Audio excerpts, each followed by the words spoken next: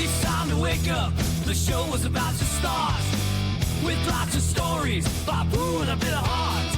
When it comes to Joanne, no, you won't find no balls. But if you mess with the bull, you might get the show. It's time for Mornin. It's Morning with Bill and Joe. It's time for Mornin. It's gonna be a heck of a show. It's Bill and Joe.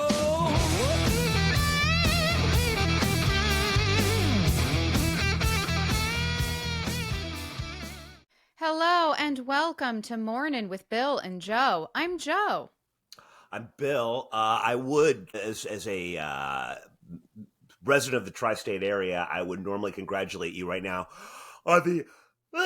I'm so excited. I'm allergic on the Knicks, but of course you're a Bulls fan, so I guess I can't say that.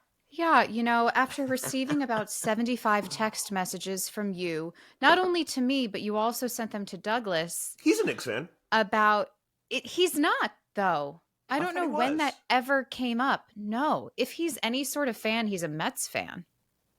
Well, that's not even basketball. I know. Yes, I can tell you were very excited for Knicks fans. I was. Which is just so nice of you. Gosh, you just really think about others. Wait, you're not, but that was sincere what you just said, right? Yeah. Oh, okay, good. Yeah, the Knicks have advanced. Here's the thing. I knew... Already bored. I knew they were playing the Boston Celtics. I believe that is the correct pronunciation. Whoa, NBA action's fantastic. And, but I thought it was the big game. Oh, Joe, what do you call it in basketball? As an actress, you know that there are no small roles and really no small parts on only small actors. Very much like the playoffs. They're all big games now. No. They're all big games. No, but what's the biggest one that's also 7 games? The finals.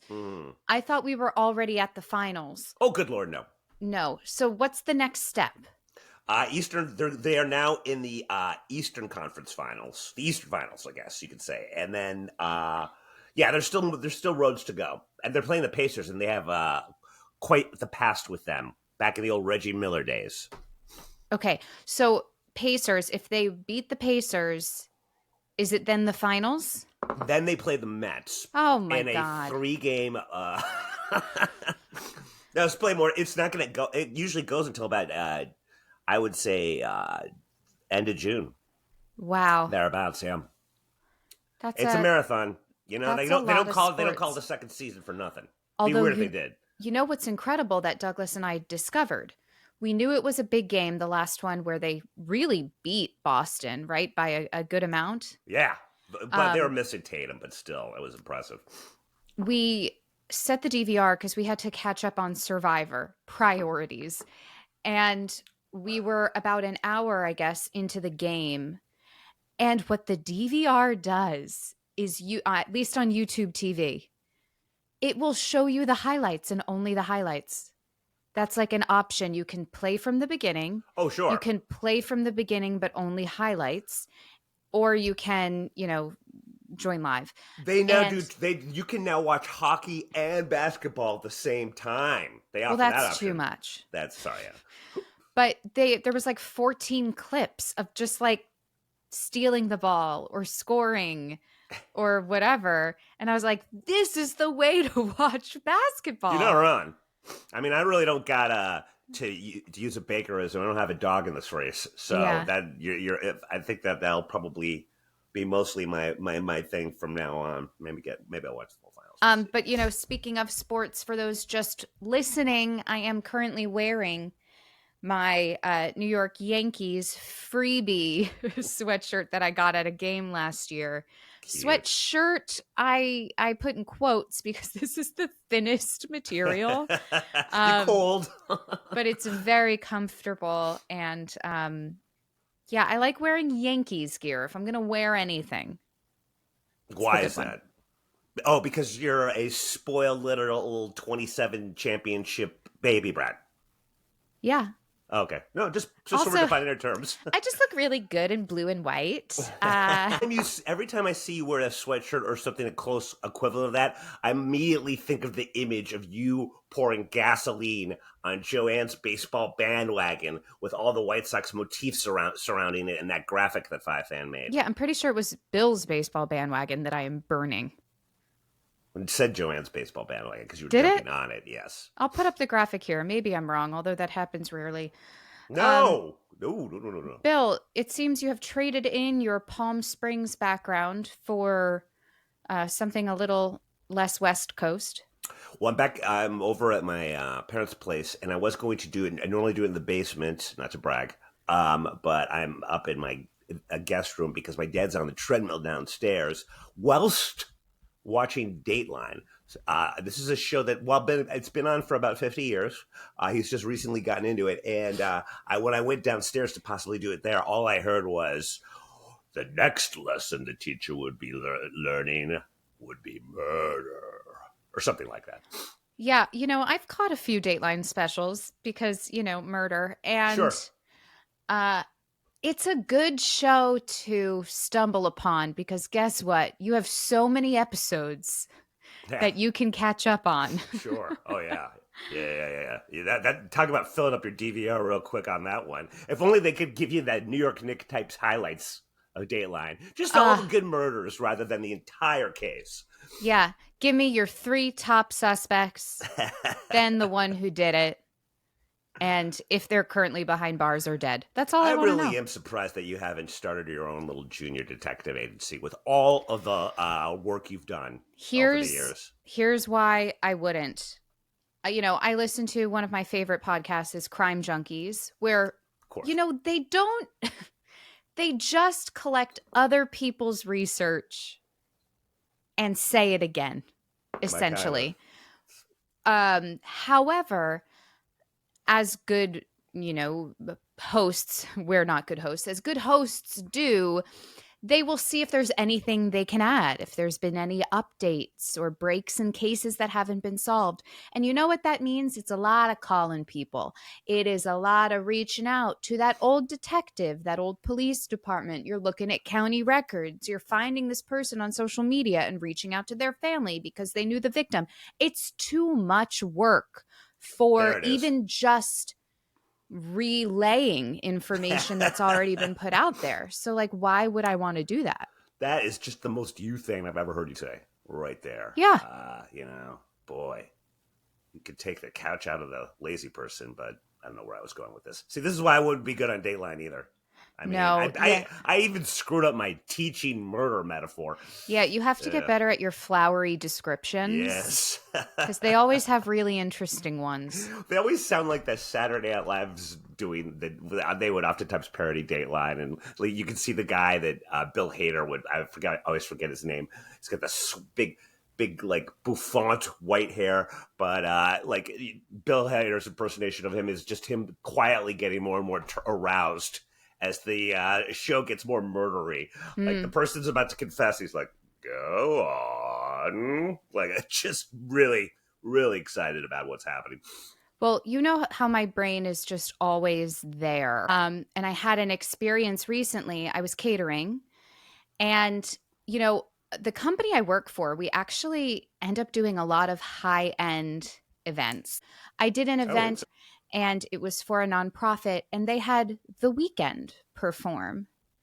Wow. This is a large-scale performer. I'm not a huge fan of The Weeknd. I mean, I don't like his hair. The days of the week, yes. The performance artist, But he's very popular. Wow. And it was an incredible show.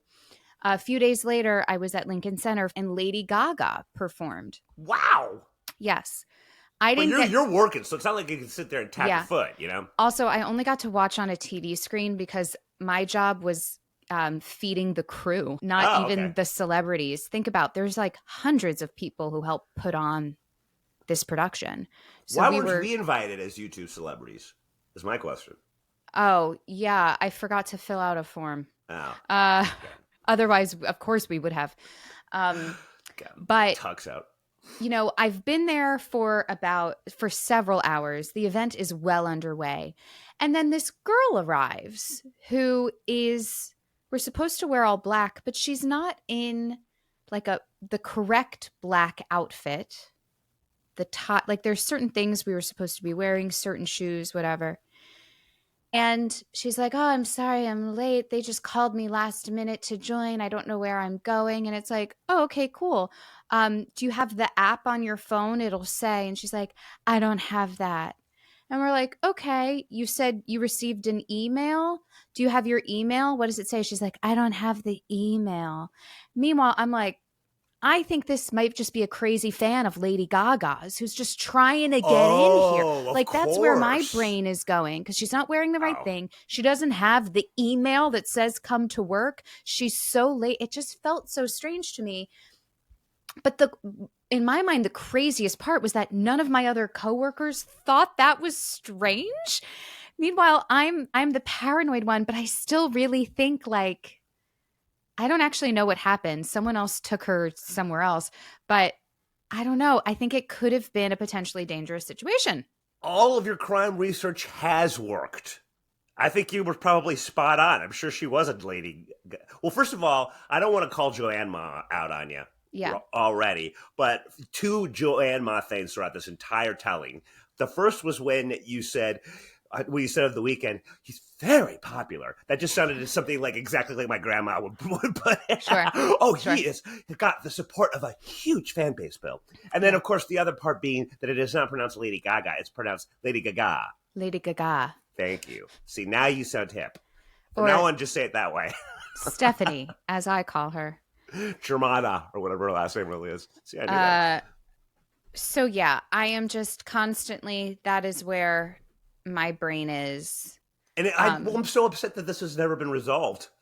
Did you not see her working? I don't know what happened. There were like a lot of different locations that people were working at.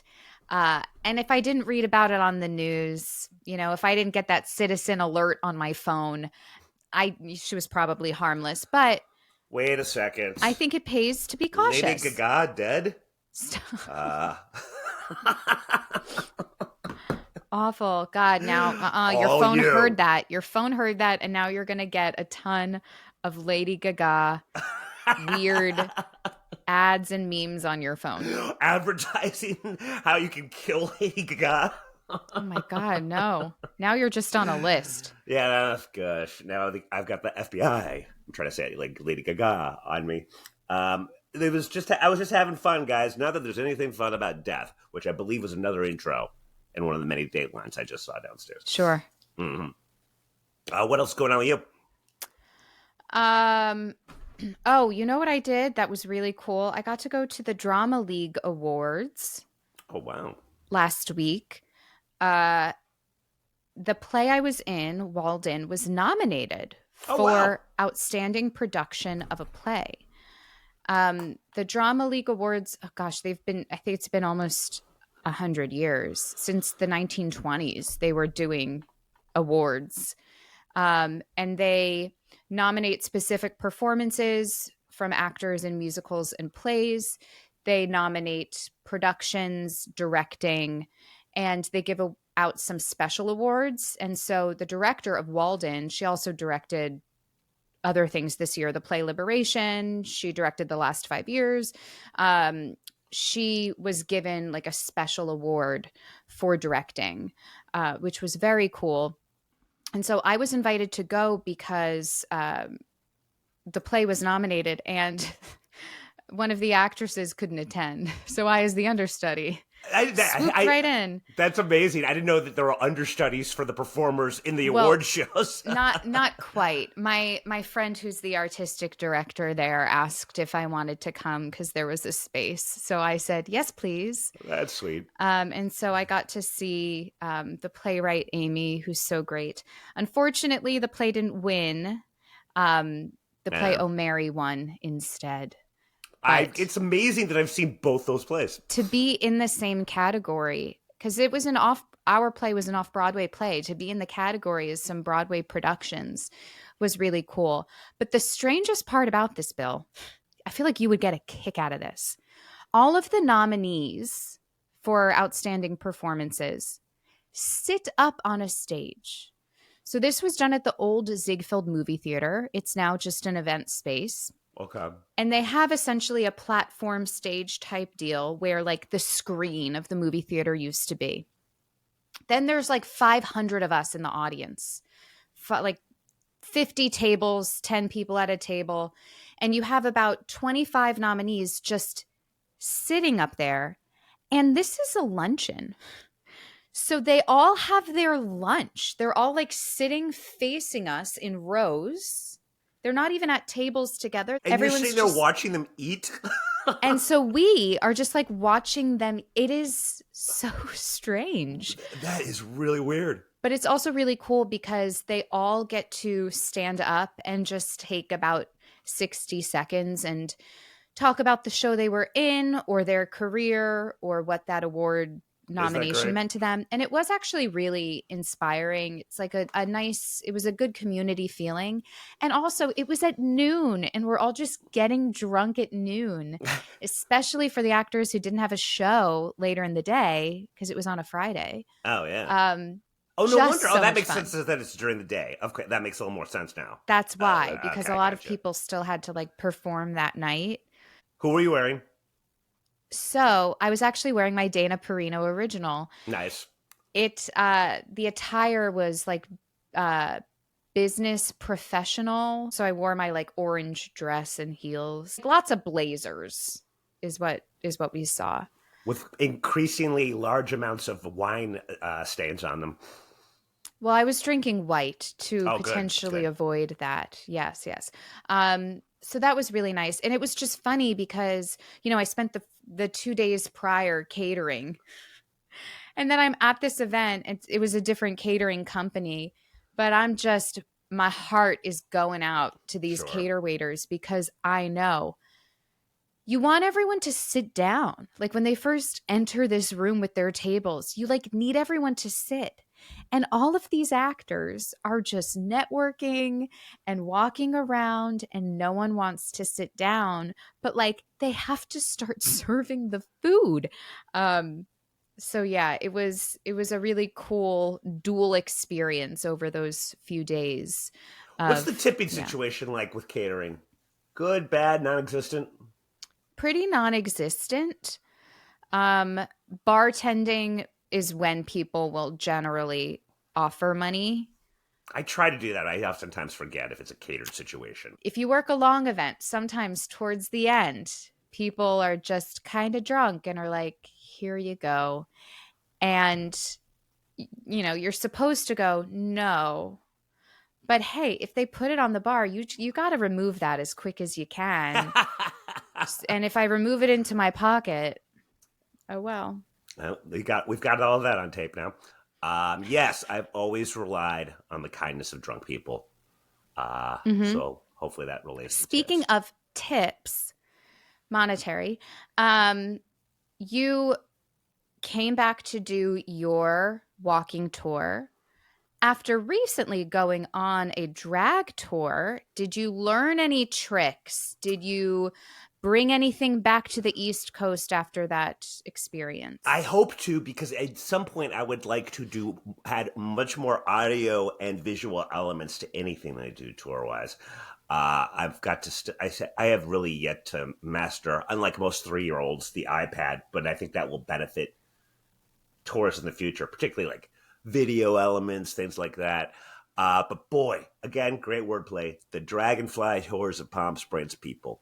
I want to give them almost a bigger plug than myself. Ooh, I could have gone so many ways with that. But it was, I mean, if you're ever in Palm Springs, Joe, that is the tour for you.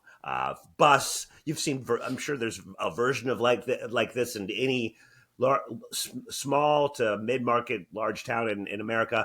The screen is facing one end. Then there's 2 or maybe 3 rows of chairs, like movie theater style. They're all looking at that screen. And then we just go through Palm Springs, the celebrities, history, the crime, the architecture, all that mid-century modern goodness, while listening to the dulcet tones of a very talented drag queen.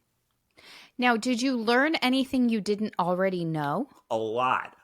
It was also, I mean, I've told you a million times before that this was sort of as far as old Hollywood could go contractually, as they always had to be within about a 2-hour time span, so if they had to go back for reshoots or edits or what have you. But it was also very popular. It was also a big place for the gays and the grays early on because it was a little easier to be out in Palm Springs, where there was far less paparazzi. And where in LA, I think that they had more of an issue of being approached by fans or just being followed than they would in Palm Springs, where you were more likely to be left alone. Basically, Cary Grant had his homosexual flings usually in Palm Springs, as did, and JFK. That's where he had sex with Marilyn Monroe, because there was a little more privacy there. I believe it was in Bing Crosby's place that he did that. But so lots of great stories like that. You're going to get a whole lot of gossip in this one, huh? Yeah. Yeah. It's interesting.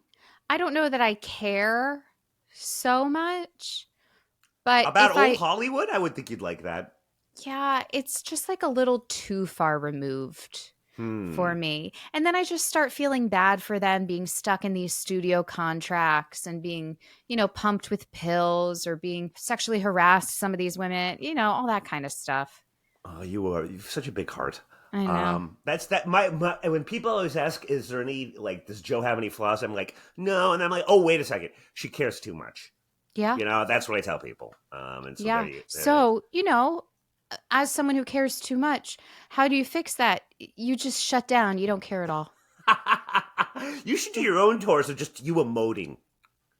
People watching 2 hours of that. You're just feeling so much. I mean, that's what performance art is. I could. Really? Yeah. But yeah, again, and I was some might say too excited before the tour. Now it's done it, but I can't believe that they got to have something like this in New York. I haven't seen it, but I know if they do. But I mean, this is the drag capital of the world, baby. Yeah.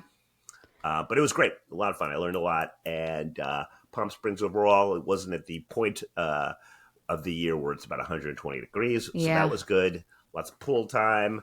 Very needy Sonny the dog with me all the time. Just wouldn't leave me alone. Always had to remember to close the door when I go to the bathroom, because otherwise in would come Sonny. Oh. Yeah. But it was great. Yeah, it was fun. Well, switching gears a little bit, speaking of grays and older celebrities, poor Joe Biden. I was wondering where you were going with this. Yeah. Well, at that age, diagnosed with prostate cancer than not to. that has apparently moved to his bones. Yes, never a great sign. They did say, I don't know what the quality of life would be like, but even with a diagnosis like this, while pretty much terminal, you could still live another 10 years. Yes. So they said because of the type that it is, it's pretty bad. But with, I think, hormone therapy is what they called it, it can sustain him for a bit. But because it has gone to the bones, it is likely terminal. But again, at his age, this is a pretty common cancer to get. Yes. Cancer sucks. This and more on Joe's upcoming emotive tours, where she's just got her heart on her sleeve, telling you about all these people she feels bad about. Cancer is the worst. It's just me doing First of all, okay, any out-of-towners here? Secondly, who here hates cancer? Anyone? Can we get a show of hands? Anyone? Because I'm going to talk about it. I'm against it. Yeah, I am not pro-cancer, despite what Bill says. Everyone's like, why do we need to be in a bus for this? I feel like we could just do this in an auditorium or something. Not even that. Hey, speaking of sociopaths, me. Yes.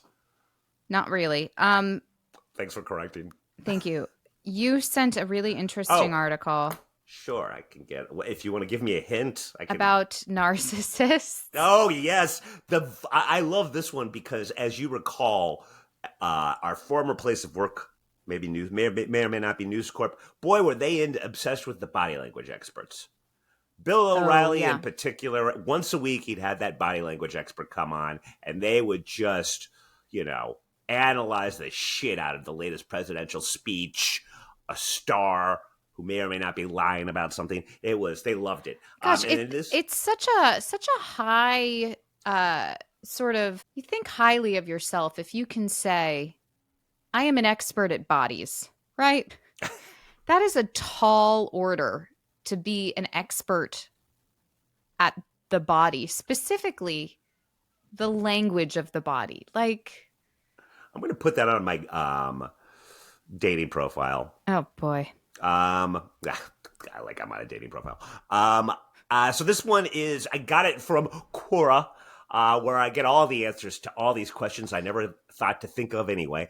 And it's called, but it's was via another link, but it's 3 facial clues that expose a narcissist. And I don't have it. I forgot to add it, but we could have easily put a duddy on this one, I feel like.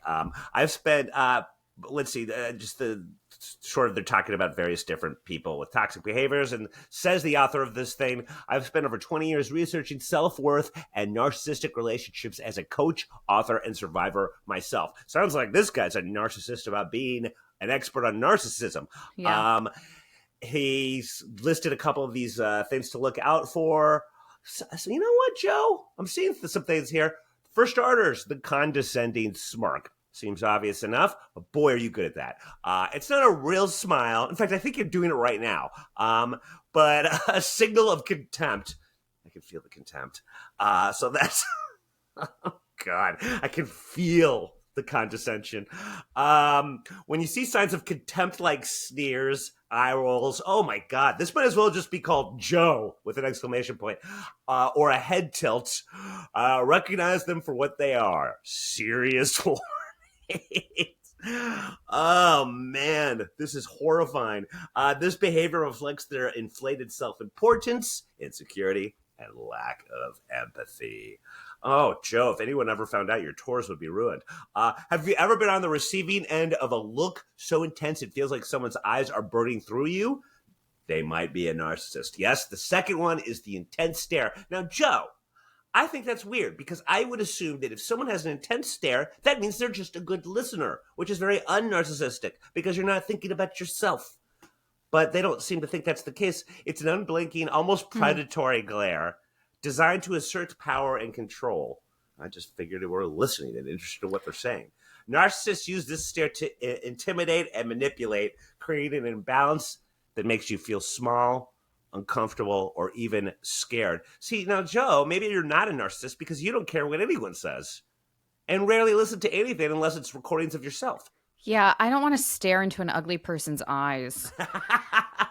But Bill, the interesting part here, if I may. Yes, please. In order to then subtly check if someone is in fact a narcissist who stares at you, they suggest the stare back test. Yes. Hold their gaze for a few moments and observe their reaction. If they don't soften or break eye contact, it could be a sign they're trying to assert control. But then what if they also know about this stare back test and they're like, this person is staring at me, I'm going to stare back at them. And then it just becomes a staring contest of who's going to break first to see who the true narcissist is. That's the problem. They've ruined everything by printing this article. Yes. Although I do feel smarter.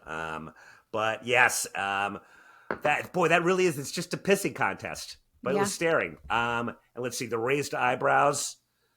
Do you do that a lot? Narcissists often raise their eyebrows while nodding to subtly pull others in, reinforcing their inflated self-image. It's a powerful cue that sets you up to feel awkward or impolite if you respond with agreement, almost making it automatic for you to nod along. I mean, these really are they're just describing actors, or at least actors on talk shows.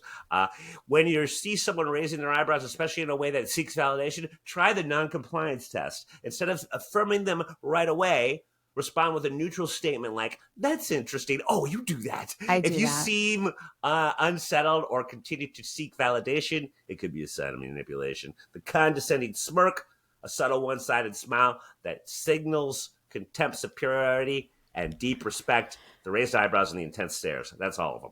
Or at least the 3 to look for, most. I don't know if this is a narcissistic thing. It might be.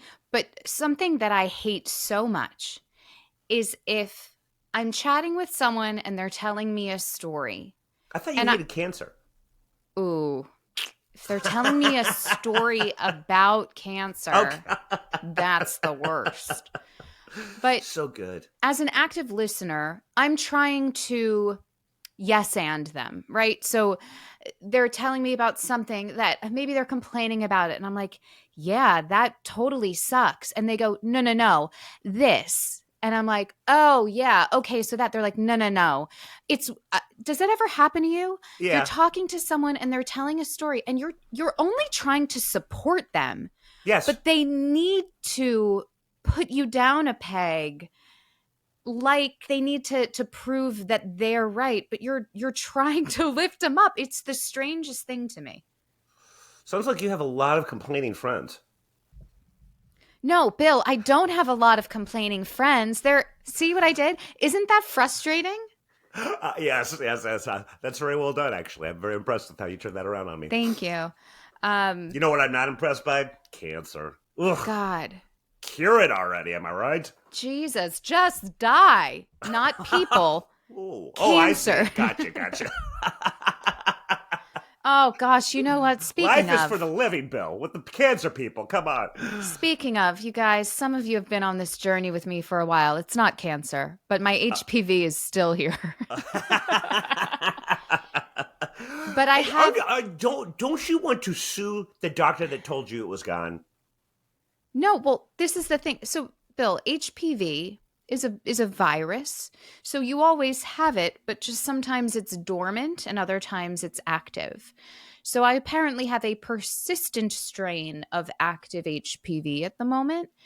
And I describe your overall aura as a sort of a persistent strain of HPV. Yeah.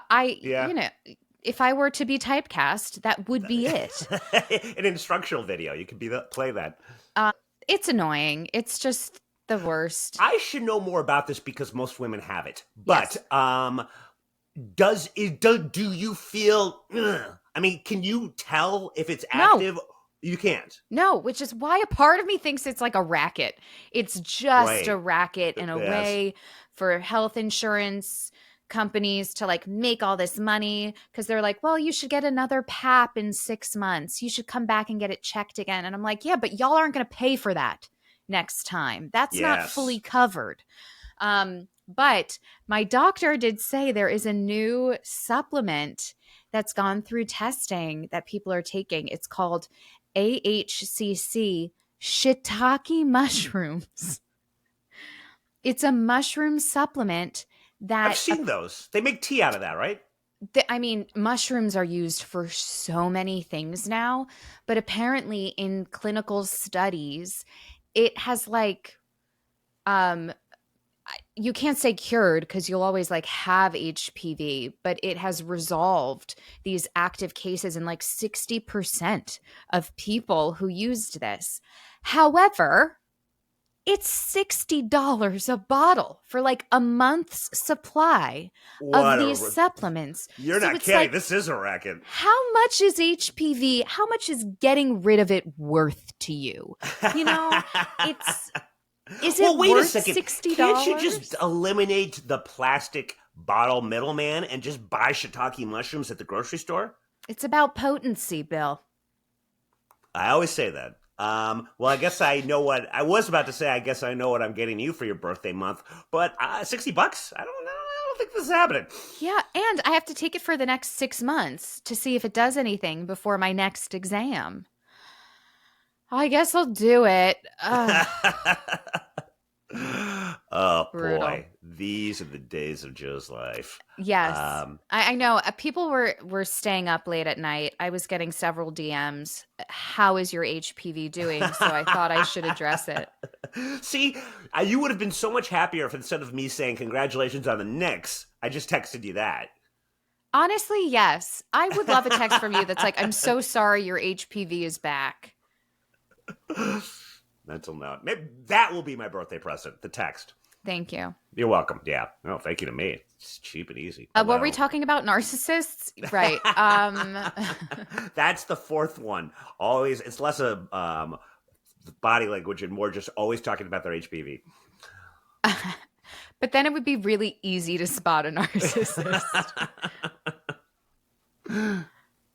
Oh, boy. But, there's probably more people with HPV than there are narcissists. That's how prevalent this is.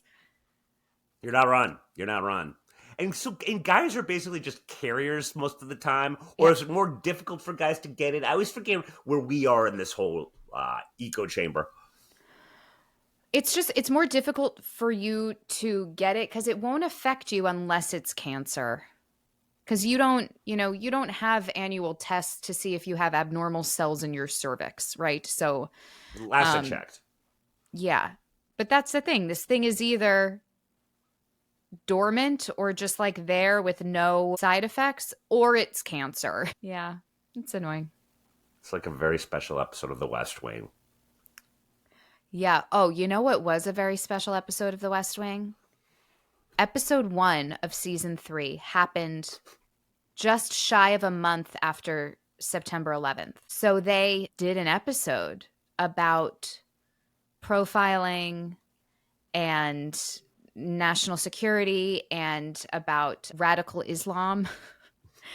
And it was just so strange because the season, when you're watching it, when you're binging it like we are, and you're watching everything back to back, President Bartlett just said he has MS, and then he's like, but I will be running for a second term. And then cut to this episode that has nothing to do with that at all. Oh, because I see. Because they put it in because they're like, we have to address it, And then episode 2, it's like they go back. It's like the next day they talk about the next 24 hours what happened. But yeah, that is something that's the funny bit about watching a show that wasn't meant to necessarily be binge watched and that's so many point. Years removed. Yes. Yeah. I told you about the 4 seasons, but again, and I was shocked to find out you weren't aware of the movie, but I binge watched all of that, and even though it was made for binge watching, it didn't feel that way. I don't know. I'm still wrapping my head around whether or not I liked it. Update or down date, there will be a season 2. It ends on a cliffhanger. I can see why they did it, but it's not even that great of a cliffhanger. I mean, these people don't really have that big problems. That's part of the problem right there. But I don't know. I'm still thinking about it, so I guess there's that. But I'm angry at myself for thinking about it. Yeah, I think maybe you should just watch Dateline.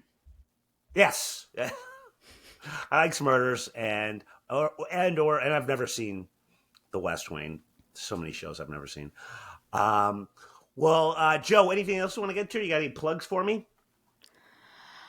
It seems like body language that would seem narcissistic. Everything that you just did there. I got nothing.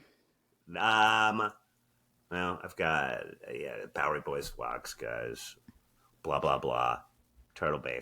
This is not how you promote yourself, Bill. It's amazing. I got $100 tip from one person last time. Pretend you're a narcissist and do it again. We had Red Eye fans on the last one. That's the show Joe and I used to do.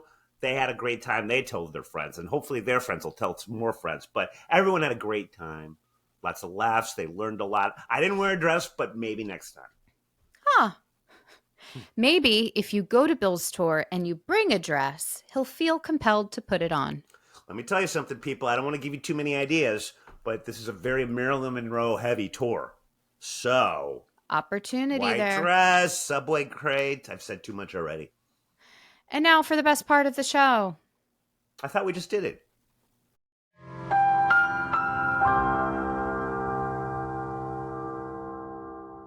We are finally into hiking season. Yay! Douglas and I went on a really great hike, Harriman State Park. Apparently it's in both New York and New Jersey. I saw 2 snakes. Aww. I think it was just like a black garden snake, I'm assuming. I don't know my snakes that well, but that was fun. Nature. You know what's not fun? Cancer. And on that note, goodbye, everyone. We will see you next week. Later. I'm sure glad that's over. That's all for this episode of Mornin with Bill and Joanne. I wasn't even listening. I was listening to podcasts. Shut up, Bill. Subscribe to the show on Apple, Spotify, or anywhere you get podcasts. Yeah, I wasn't listening either. Very nice, Joanne. Touché. For videos of this and other episodes, go to @MorninBillAndJoe on YouTube. Bill, put the sword down. Run, Joanne, run! Like, subscribe, and turn on notifications. We would do it for you. Okay, that's a lie. I never liked your show. Sorry, wasn't listening. See ya.